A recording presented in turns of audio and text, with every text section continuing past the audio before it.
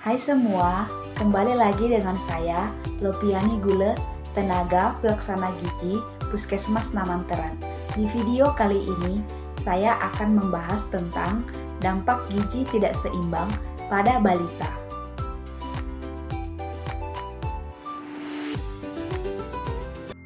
Penting untuk memperhatikan asupan makanan yang bergizi untuk balita, sebab pola makan merupakan perilaku paling penting yang dapat mempengaruhi status gizi.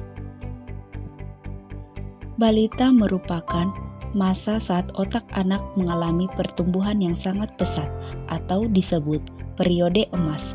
Kebutuhan gizi balita terus bertambah seiring bertambahnya usia. Di masa ini juga, pertumbuhan dan perkembangan balita menunjukkan perubahan fisik serta kemampuan struktur dan fungsi tubuh yang lebih kompleks. Lalu, apa sajakah dampaknya bila balita tidak makan dengan gizi yang seimbang? Yang pertama, dampak kekurangan gizi. 1. Kemampuan motorik mengalami keterlambatan.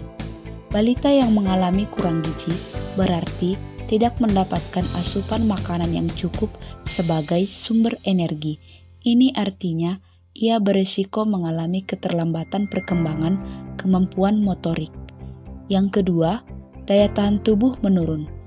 Kurang gizi tentunya berdampak pada menurunnya daya tahan tubuh sehingga balita rentan terkena beragam penyakit. 3. Terhambatnya pertumbuhan fisik.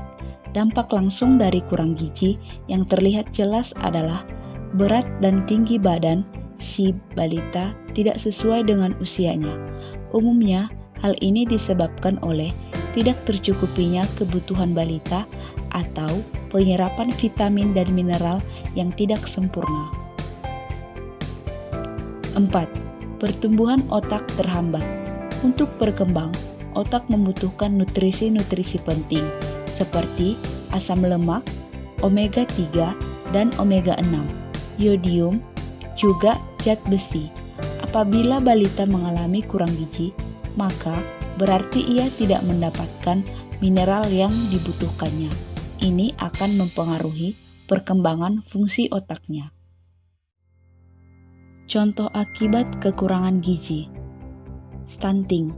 Stunting adalah kondisi gagal pertumbuhan pada anak atau pertumbuhan tubuh dan otak akibat kekurangan gizi dalam waktu yang lama, dimulai sejak bayi dalam kandungan hingga periode awal kehidupan anak atau 1000 hari setelah lahir, dan biasanya anak akan bertubuh kerdil atau lebih pendek dari anak seusianya. Marasmus.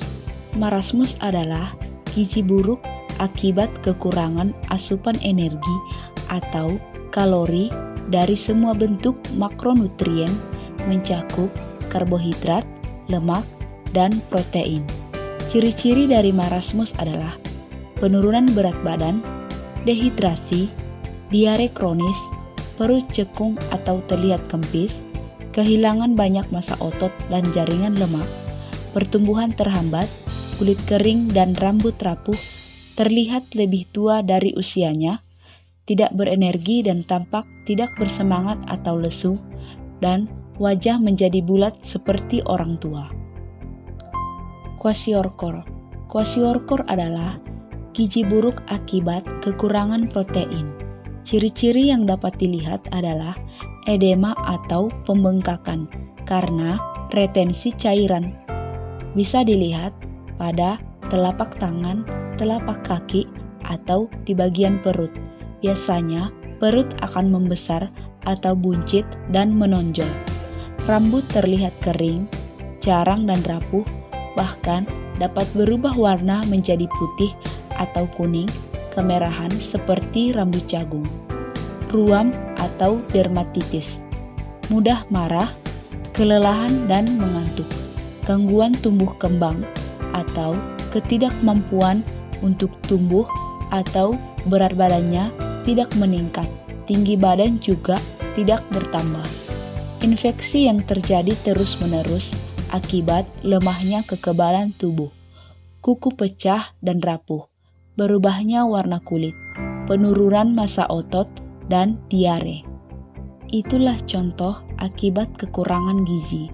Ketiganya tentu sangat memprihatinkan dan perlu perhatian serius. Tentunya harapan ibu, balita tumbuh dan berkembang secara optimal. Oleh karena itu, pastikan ibu memberikannya asupan gizi yang ia butuhkan, yang terdiri dari karbohidrat, protein, lemak, vitamin, dan mineral. Pilihlah makanan yang kaya akan zat gizi penting untuk tumbuh kembang seperti kolin, DHA, probiotik, dan prebiotik, kalsium, serta vitamin D.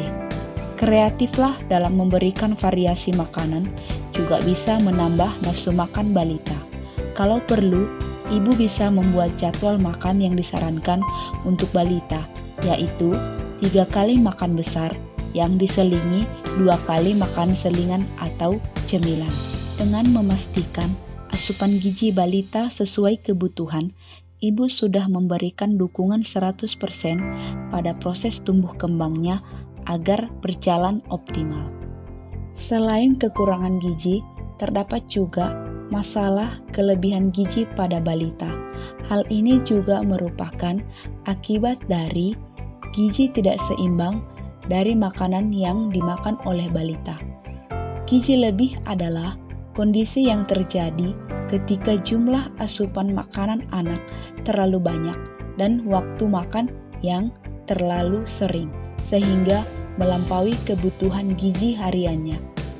Terlalu banyak makan makanan berlemak dan berkalori tinggi, atau dengan kata lain, energi dari makanan yang masuk ke dalam tubuh tidak sebanding dengan energi yang dipakai untuk beraktivitas. Dampak kelebihan gizi pada balita.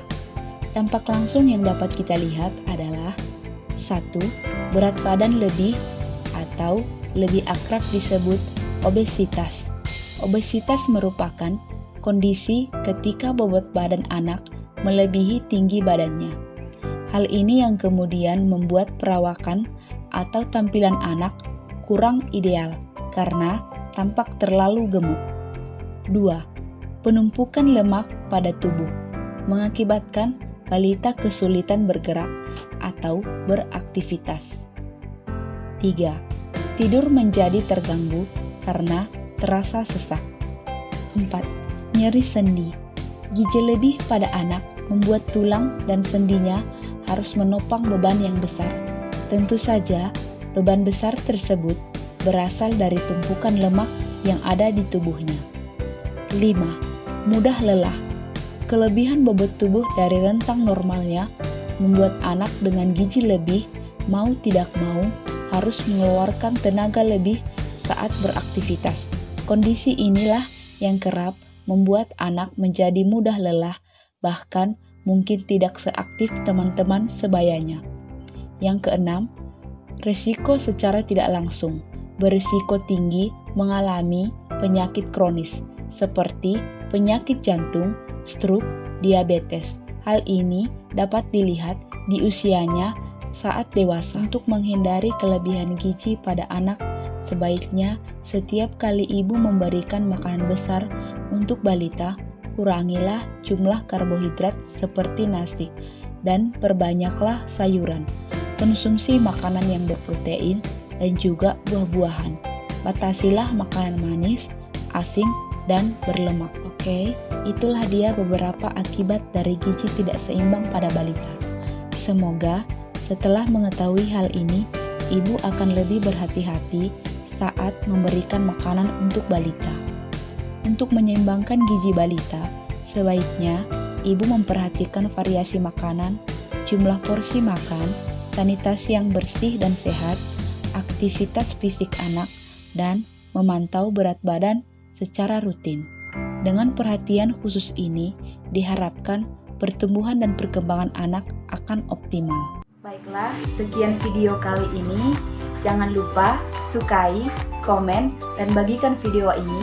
Semoga video ini bermanfaat. Terima kasih.